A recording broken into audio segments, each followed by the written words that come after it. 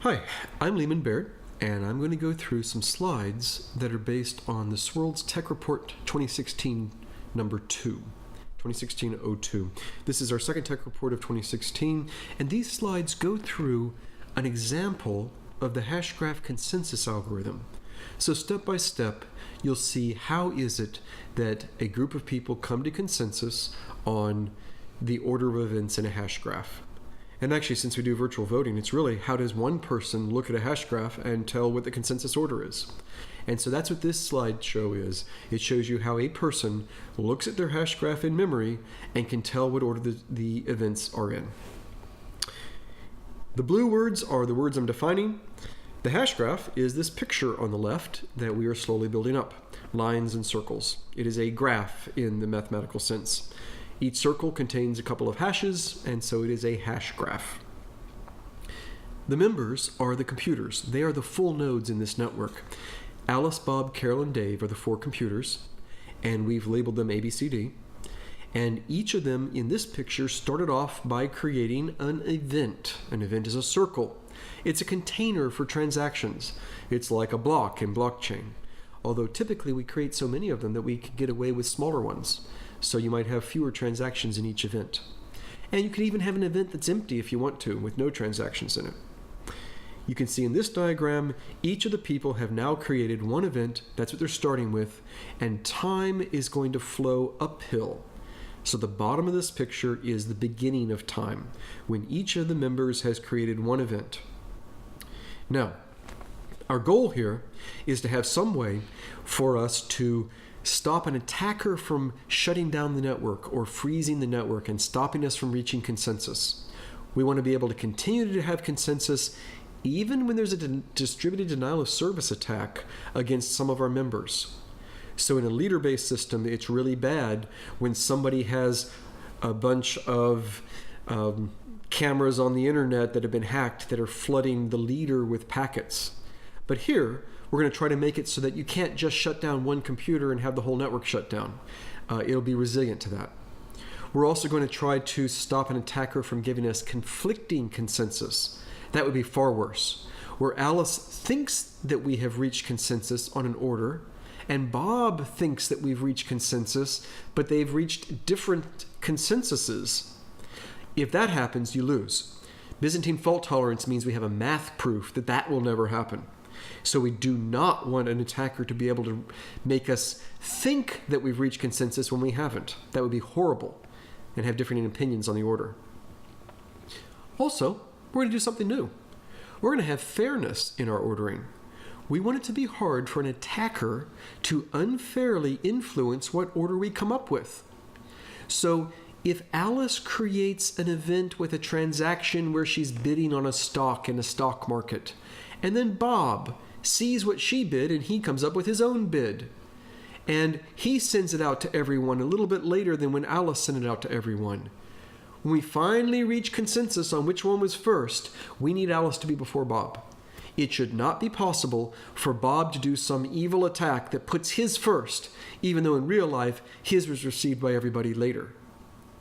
In fact, we don't even want Bob to be able to recruit a few evil cohorts, evil conspirators to help him and to do this. We want to be safe as long as less than a third, say, of the population is being evil. We want to be safe from manipulation of the order.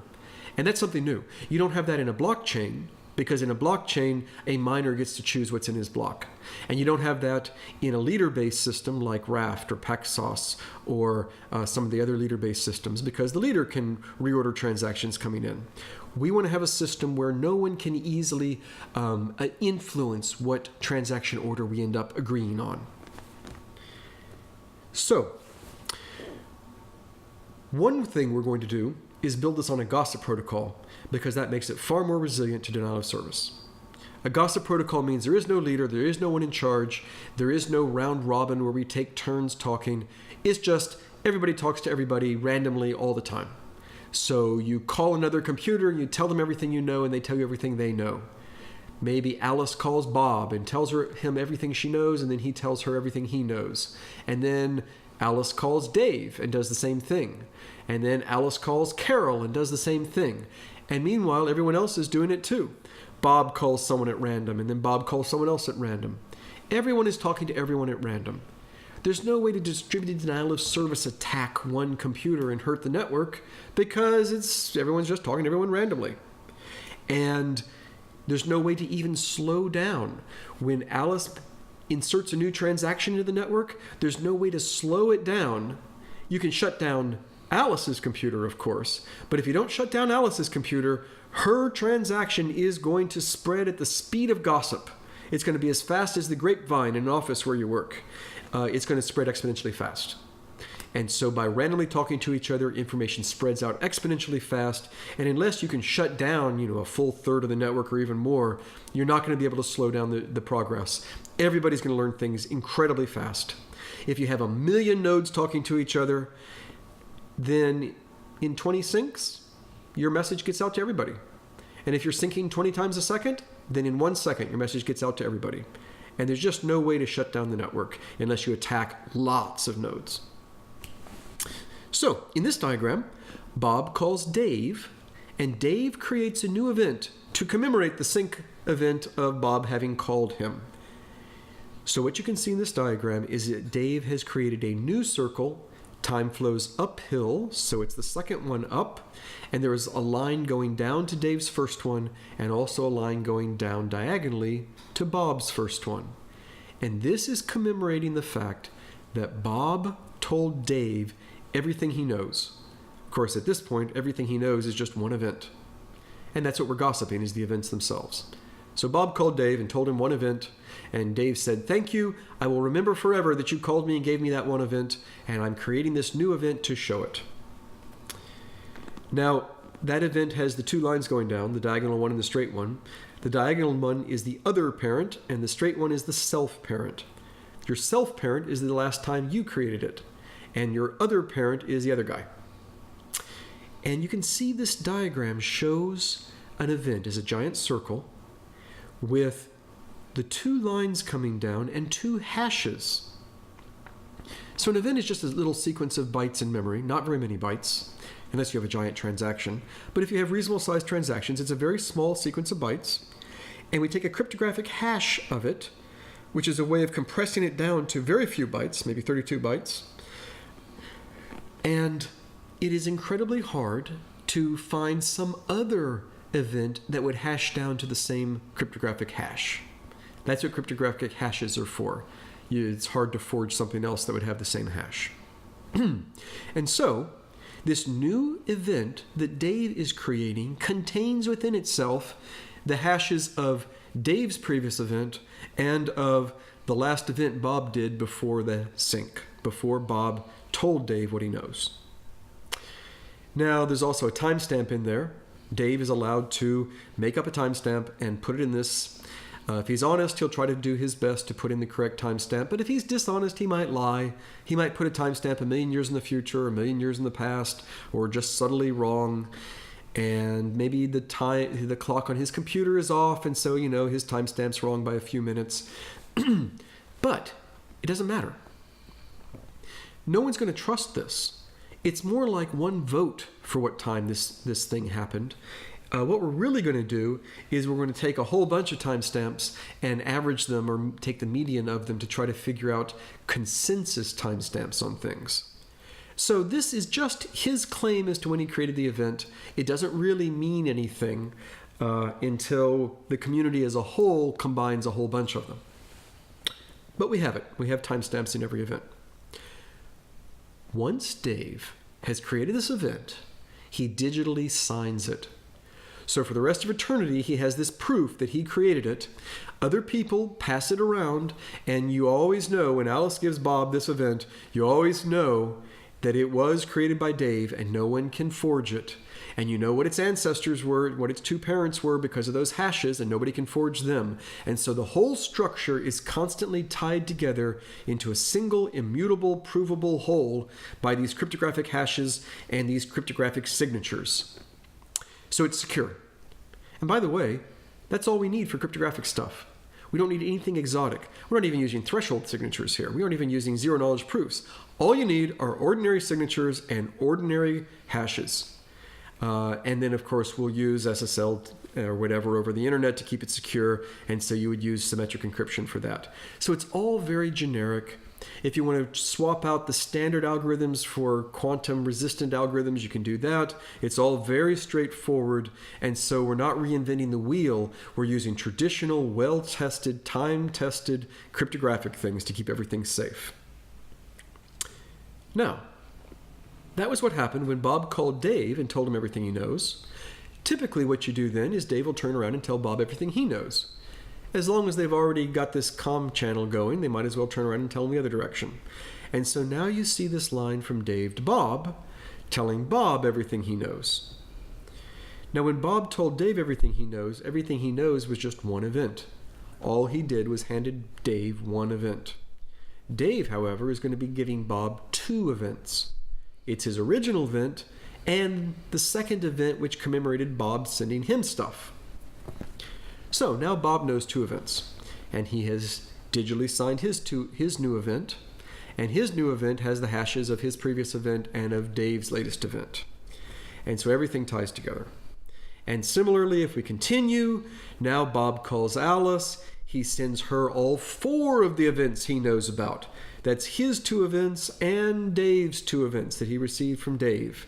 And Alice creates a new event commemorating all of those. And so now we have 6 whole events tied up in one inside of Alice's new event.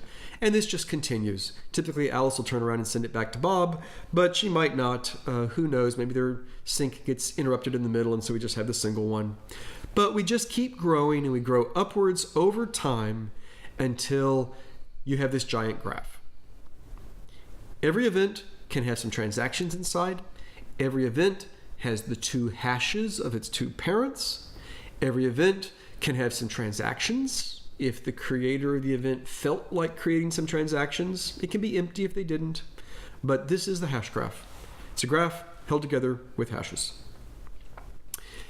This hash graph spreads at the speed of gossip, exponentially fast.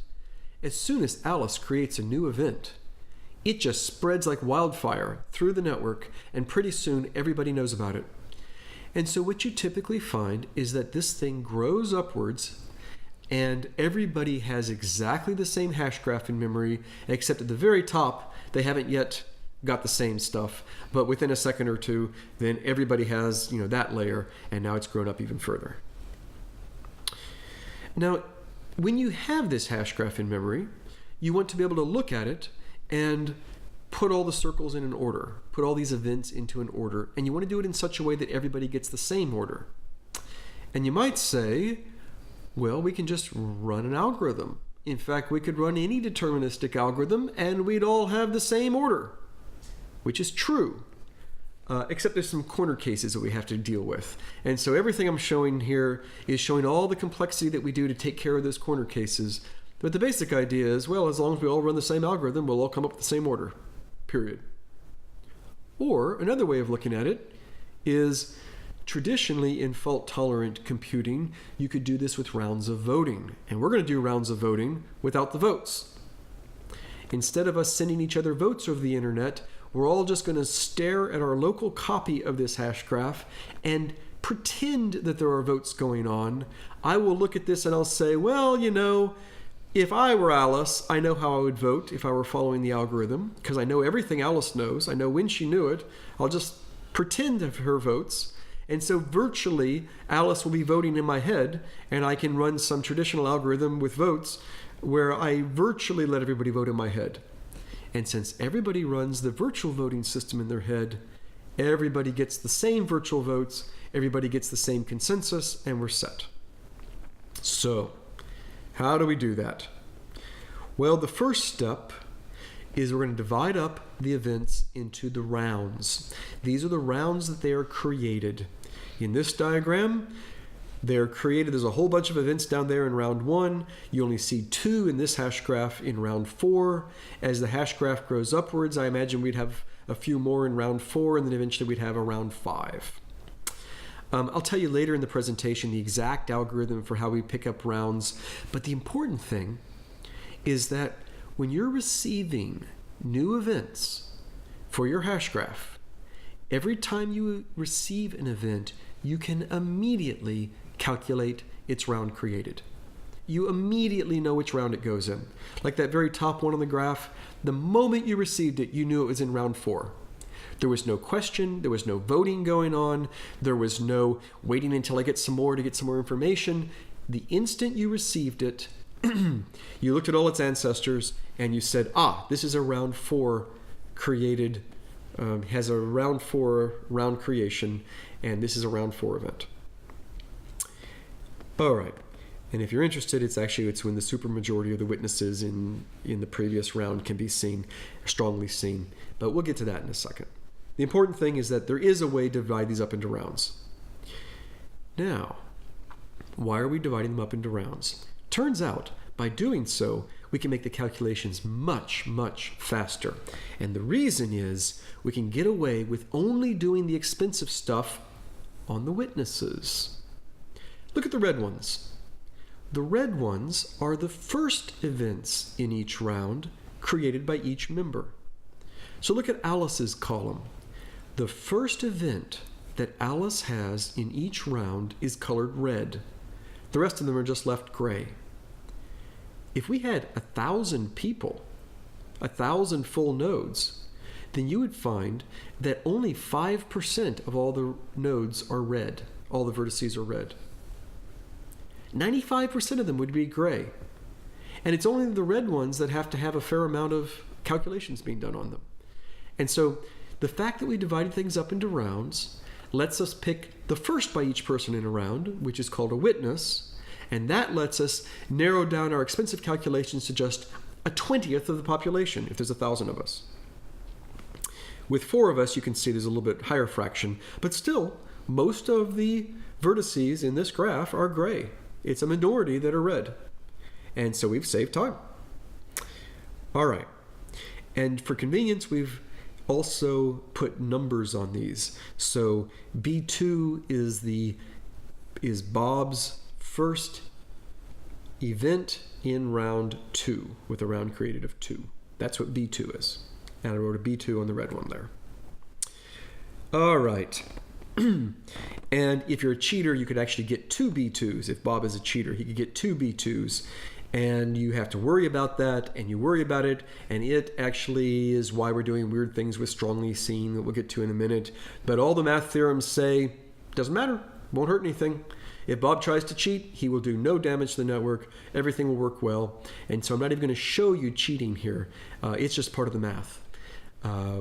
Because we can prove that just turns out this algorithm stops cheaters from doing any harm. Okay. So we have the round created for every event. We have the witnesses, which are the first. By the way, if you're not syncing very often, you might have a round where you don't have any witnesses, and that's fine. Alice doesn't have to have a witness in round 2.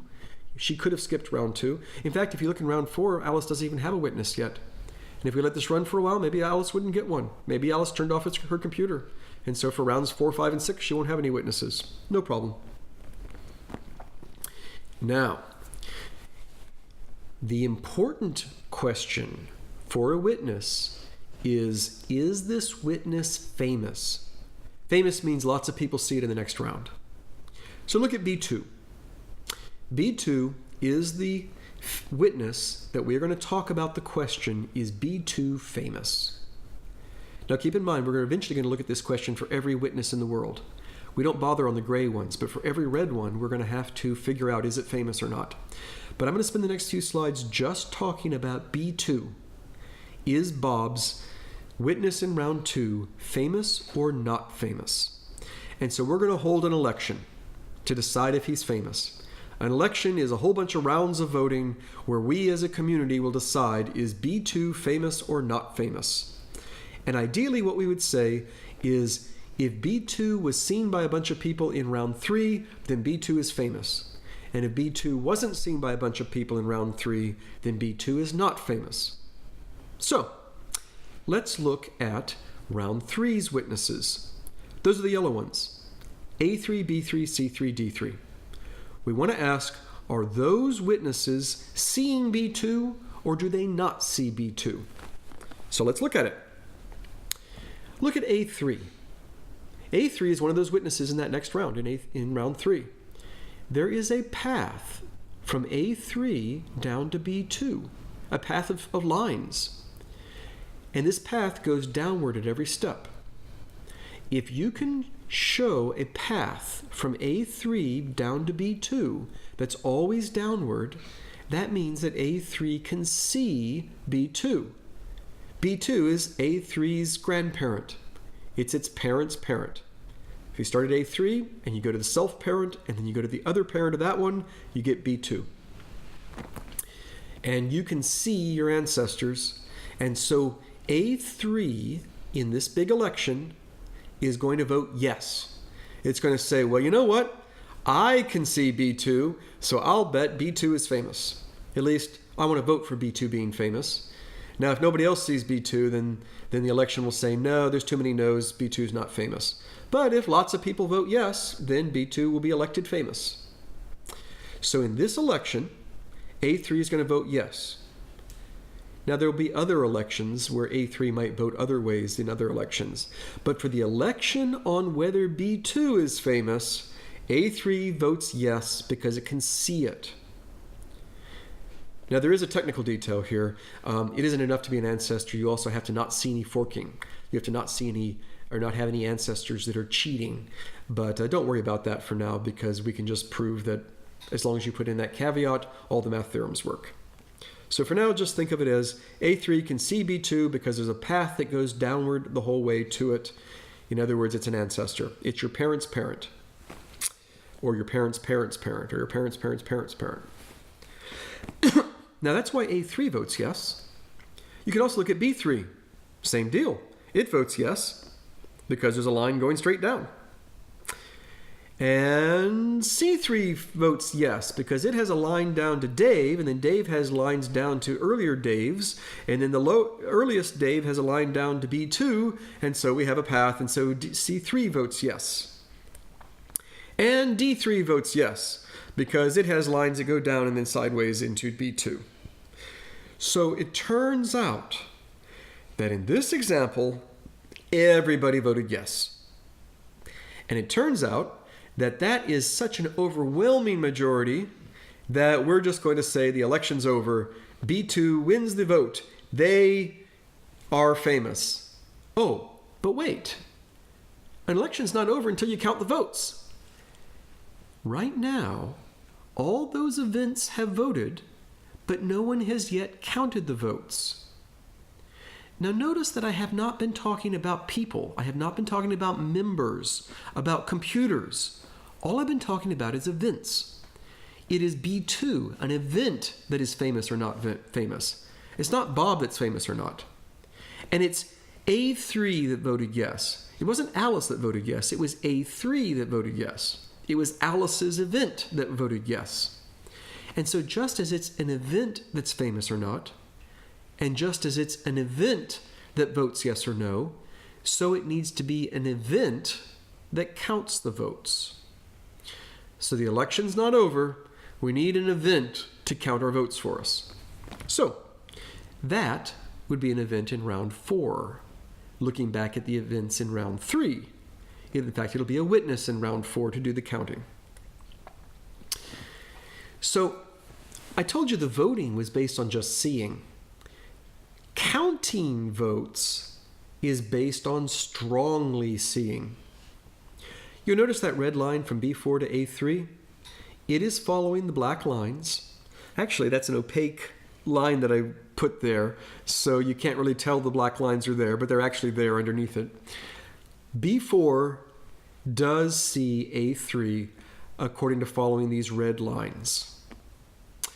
That's not enough. Because you see, that red line only goes through Bob and through Alice. To strongly see someone, you have to see them through a supermajority. That means more than 2/3 of the population. Now, you know, when the population is 4 people, the only way to have a supermajority is to have 3 or 4 people. 3 people is more than 2/3 of 4. So to have a supermajority, you need at least 3. A supermajority of 4. To have a supermajority of 100 people, you need 67 of them.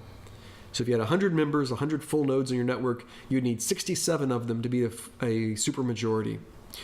So for B4 to strongly see A3, it actually needs multiple paths that go through goes through at least 3 of the population, 3 different members. So the green line goes through Dave.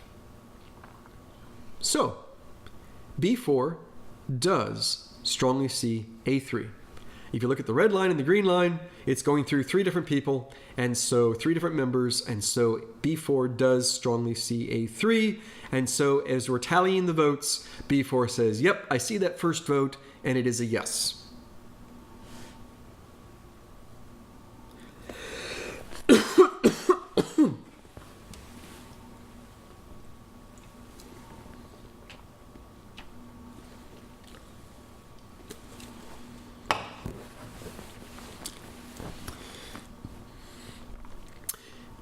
Now you'll notice that B4 actually doesn't see A3 through Carol. Poor Carol is left out, but it doesn't matter because Alice, Bob, and Dave together form a supermajority. So B4 did not have to see A3 with a path that goes through Carol, and it doesn't, and that's okay. Now, here we talk about counting the vote from B3. From B3, B4 does see it. How? Well, through the red line and through the green line. The red line goes through Alice and Bob. The green line goes through Dave and Bob. And together, they go through Alice, Bob, and Dave. That's 3 people. That's a supermajority of the 4. So B4 does strongly see B3. And so B4 has managed to collect a second vote. And if you'll recall, B3 was voting yes. So the second vote is a yes. Similarly, B4 can strongly see C3. And this time the lines go through Bob, Carol, and Dave. Carol finally got to participate, and Alice didn't. But that's fine. We don't need Alice, because Bob, Carol, and Dave makes up more than 2/3 of the population. It's a supermajority. By the way, you'll notice that I say that B4 sees C3 through Carol. It's C3 itself sees itself, and so it counts as going through Carol. Similarly, on that green path, it's seen it through Bob, even though it just started at Bob. So you always see the start and the end of your path, and you also see anybody that you pass through on that path. And here it passes through D4, and so it sees Dave. So B4 has now collected 3 votes from A3, B3, and C3. So far they were all yeses. And B4 collects a 4th vote from D3, which is a yes. And again, you see the 3 lines. And again, it only went through 3 people. So we're done here. B4 was actually able to collect a vote from everyone. You won't always be able to collect a vote from everyone. Sometimes you'll only collect a vote from yourself. Sometimes you'll only collect a vote from less than 2/3 of the population. But in this case, it collected a vote from everybody. Now, B4 collected all those votes. It was unanimous. That is a supermajority. So B3 is famous. Let me say this again. When B2 is famous. Let me say it again. In the previous slide, B4 collected all those votes, and all those yeses were a supermajority from the population. It had yeses from a supermajority, so the election was decided as a yes. So B2 is famous. The rule is, if you collect votes from a supermajority voting yes, and maybe you collect some no votes too, but you have a supermajority collecting yes, then the election is over. It is decided. The election ends, and the answer is now known. B2 is famous. Similarly, if there were a node, if there were a vertex, an event that was able to collect a supermajority of no votes, then we would say B2 is not famous, and the election's over. Then you could say, well, wait, what if one event collects a supermajority of yeses and one event collects a supermajority of no's? Oh, that's impossible. This is a math theorem. That never happens. No, the math theorem is that if any event in any round, actually it's only witnesses, but if any witness in any round ever sees a supermajority of yeses or ever sees a supermajority of nos and manages to decide, then everybody will eventually decide that way. That really is the consensus. Everyone will get that consensus. We're good to just go with that. And when you're doing this locally in your computer, you can just end the election and stop doing any more calculations on that election. You're done.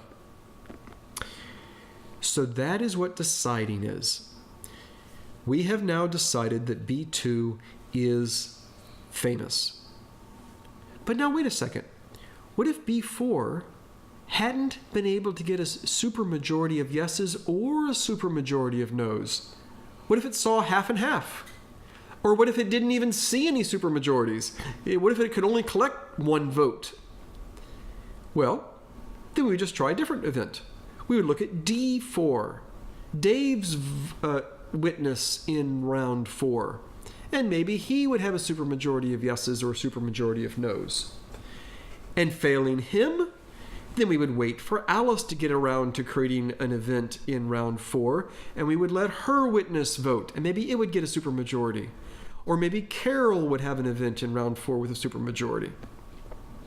And so we'll just keep waiting, and maybe somebody will eventually have an event in round 4 with a supermajority. And if any of them do, then we will decide that B2 is famous or not. We're done.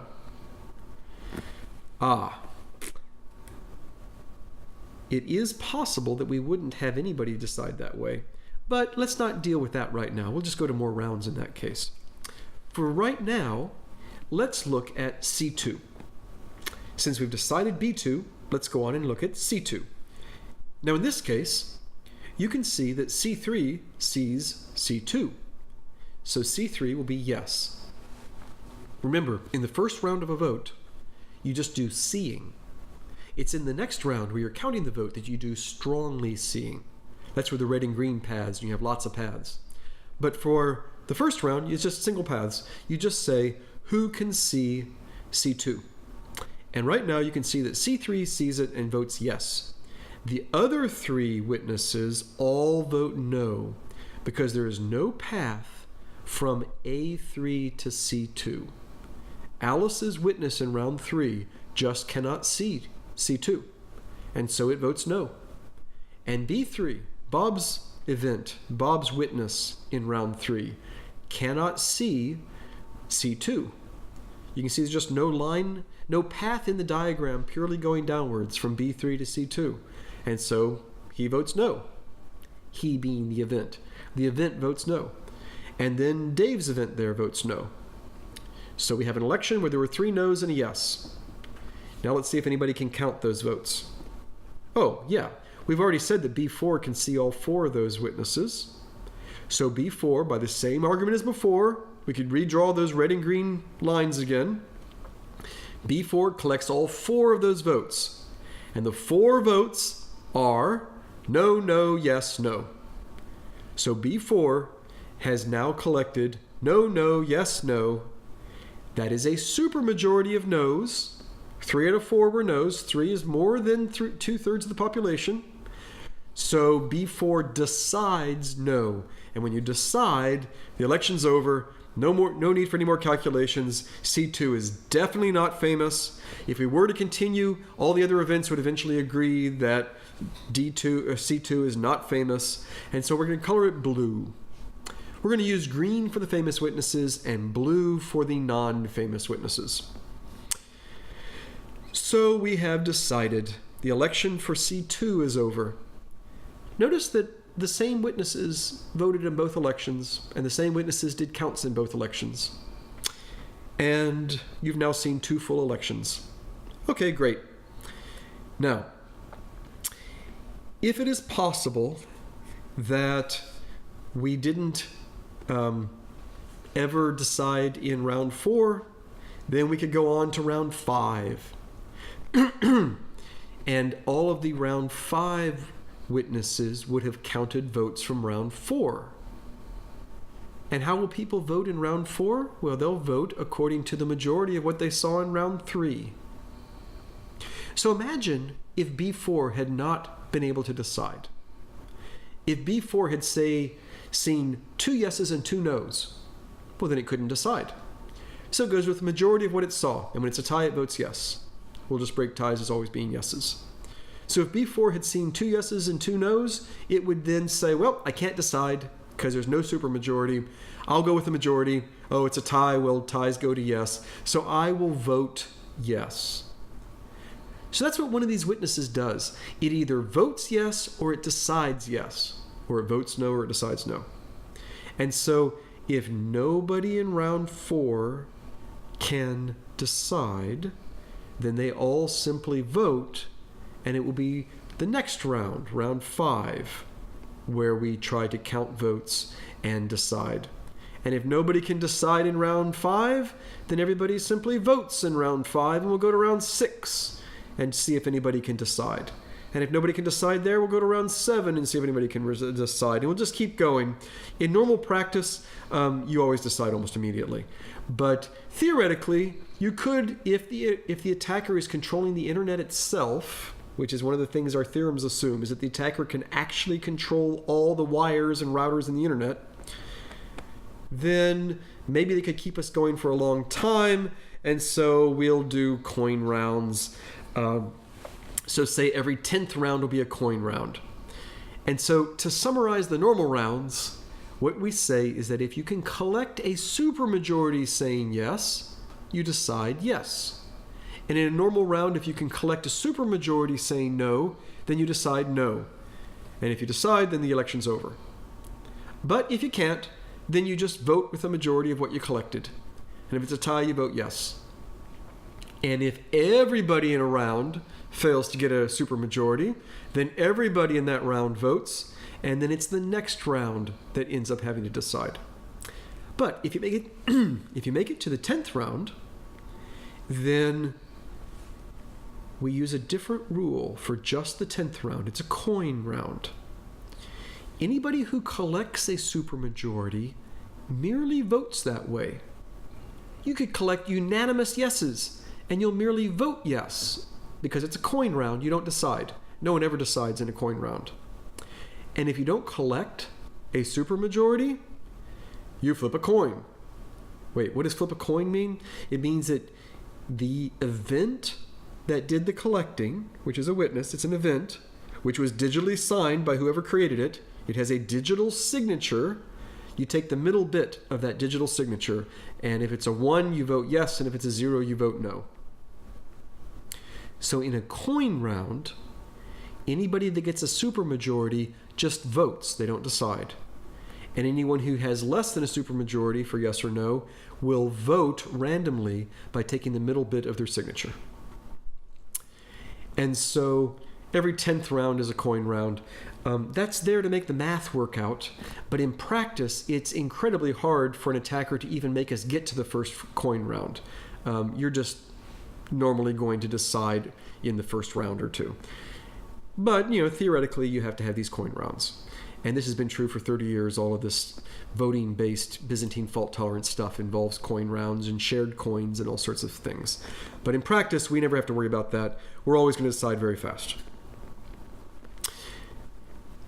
That is the entire consensus algorithm for whether someone is famous, whether a witness is famous. So to recap, as soon as you get an event, you put it into a round created. And then the first event in each round is a witness. So we all know what created rounds were. We all know what the witnesses are. And then each witness, we have to decide if it's famous or not famous. We hold an election. In the election, the witnesses in the next round vote based on whether they see it. If they see it, it's a yes. If they don't see it, it's a no. And then the next round after that, each of the witnesses collects the votes and decides yes if it's a supermajority yes, decides no if it's a supermajority no. Otherwise, it just votes with the majority of what it collected. And if it's a tie, it votes yes. And then if nobody in that round can decide, we go to the next round and let somebody there decide. And if no one decides there, we go to the next round. And then every 10th round, we have a coin round where supermajorities vote with the supermajority and non-supermajorities vote randomly by taking the middle bit. Done. And the theorem is we will always decide eventually, with probability 1, we will always decide whether a given witness is famous or not. And it's kind of magic, and the magic is in the math. Everybody will decide the same way. So if I on my computer look at this Hashgraph and decide that B2 is famous, you on your computer will also look at the Hashgraph and decide that B2 is famous. And there's no way that an attacker can make me decide yes and you decide no. That'll never happen. We will always decide the same way. And there's no way an attacker can stop us from deciding. It is guaranteed that eventually we will both decide that B2 is famous. And so if we continue, eventually we will know for every witness whether it's famous or not. In fact, in this diagram on this particular Hashgraph, all those green ones we will decide are famous. And that blue one we will decide is not famous. And the red ones, we don't know yet. We have to wait another fraction of a second until the Hashgraph grows upwards and gives us a few more events and a few more witnesses, and then we will know if some of those red ones are red or green. In fact, if you download the Swirlds SDK from swirlds.com, it has a bunch of demo apps you can run. And one of the demo apps is called Hashgraph Demo. And it runs this algorithm and shows you the Hashgraph growing right before your eyes. And what you discover is very much like this screen. Most of the witnesses are green. Occasionally there's a blue witness. And only the top 2 layers are red. It's incredibly rare for anything other than the top 2 layers to be red, which means that as soon as a witness is known, almost immediately, in a fraction of a second, we discover whether it is famous or not. We get the consensus. Now, the funny thing is that once we all agree on who the famous witnesses are in a round, then it is incredibly easy to turn that agreement into an agreement on the total order, and the agreement will be fair, and an agreement on a consensus timestamp for everything, and that will be fair, and it will all work, and it's obvious that it all works, and all the fancy subtle math is over with. It's all obvious from this point on. The hard part was to agree on who is famous, which witnesses are famous in each round. That was the hard part, and we're done. We're done with the hard part. So, now for the easy part, let's play with the gray ones. The gray vertices in this graph, the gray events, are still events. They still have transactions in them. We still need to know what is their consensus order. We still need to know what is their consensus timestamp. And we're going to use those green ones to set it up for us. And we're going to do it in pretty much the obvious way, like this. Look at the gray event that is now colored black. We want to know what round was this event received by the whole community. And the way we're going to do it is say, what's the first round where all the famous witnesses can see it? So you look in round 1 and you say, well, of course, those witnesses can't see it because it's later than them. So then you look at round 2 and you say, the red, green, and blue lines show that A2 can see the black event, B2 can see the black event, and D2 can see the black event. Now C2 can't see it. There's no line from C2 to the black event. But it doesn't matter because C2 is not famous. We're simply looking for the first round where all of the famous witnesses, all the green events, are able to see it. And so here, because all of the round 2 green events, famous witnesses, can see it, we say it's received in round 2. Now, if it hadn't been visible in round 2, we'd have to look up at round 3 and say, well, okay, if A3, B3, C3, D3, whichever of those are famous, can all the famous ones see it? But we don't have to do that, because in this particular case, in round 2, all the famous events can see it. So the first round, where all the famous events can see it, is its received round. We're going to say that that black event was received in round 2, meaning that the community as a whole received it in round 2. That's what we're saying. We also want to know the consensus timestamp on it, not just its received round. So what we do is we say, okay, the 3 famous events are A2, B2, and D2. They were created by Alice, Bob, and Dave. I want to know, what was the earliest time that Alice had an event that could see the black one?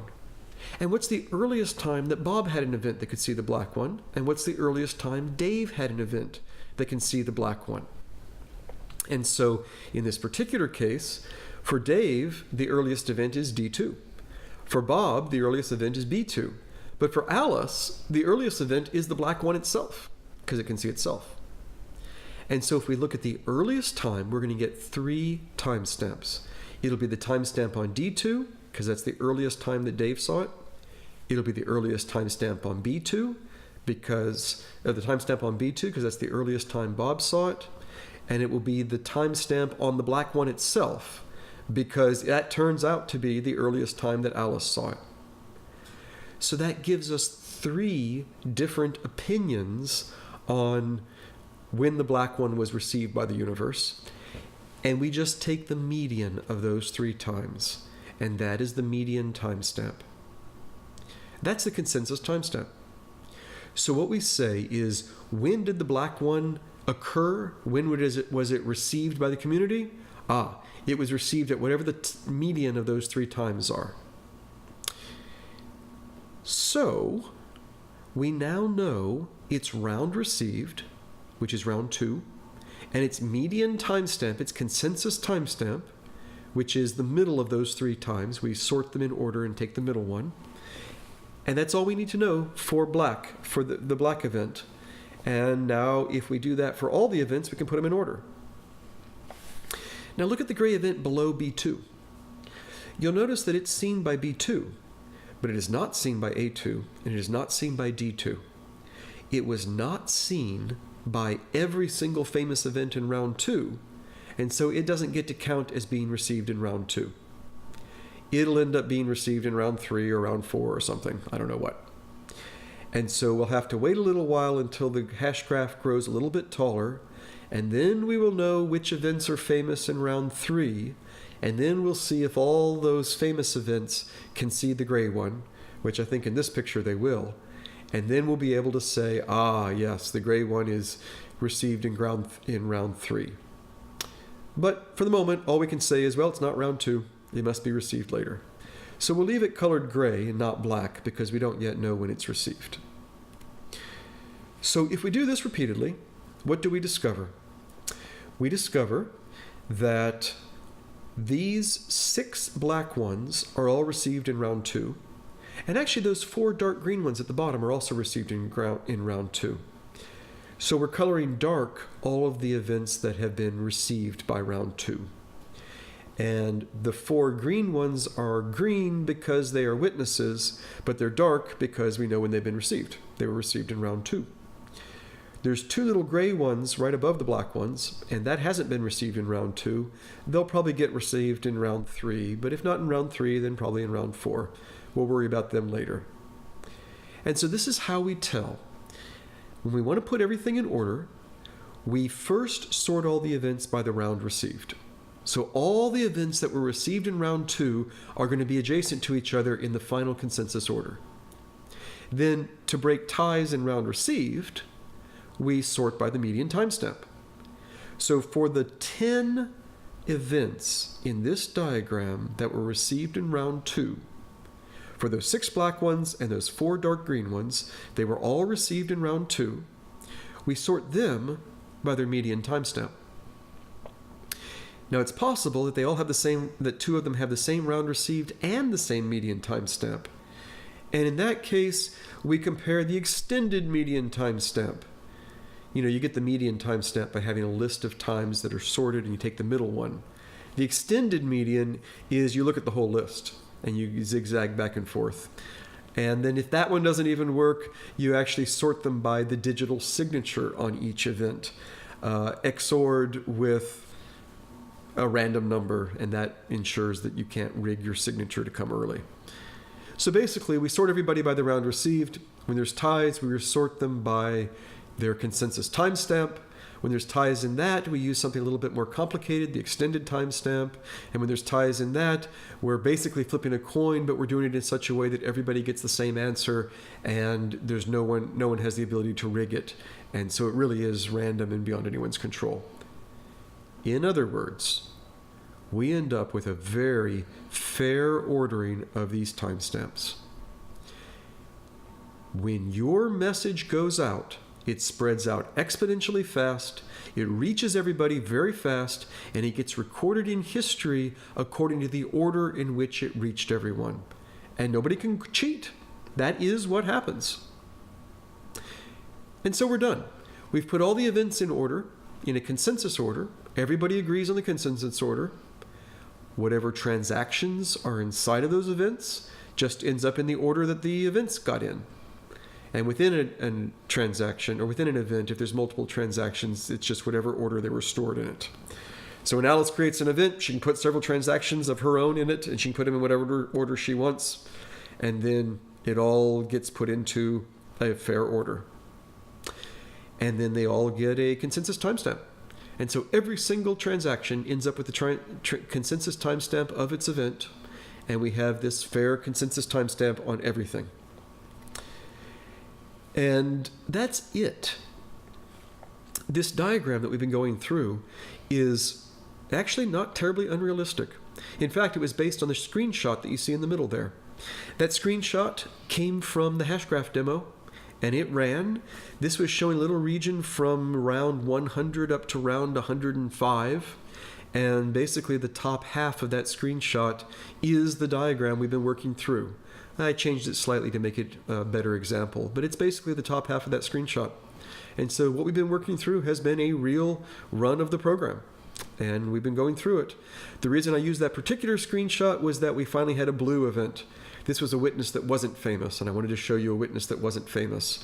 That's actually fairly rare. Most of the witnesses end up being famous. And that's it. I hope that was helpful. Feel free to get in contact with me if you ever have questions about this, and you can also read the 2-Tech reports. Well, thanks.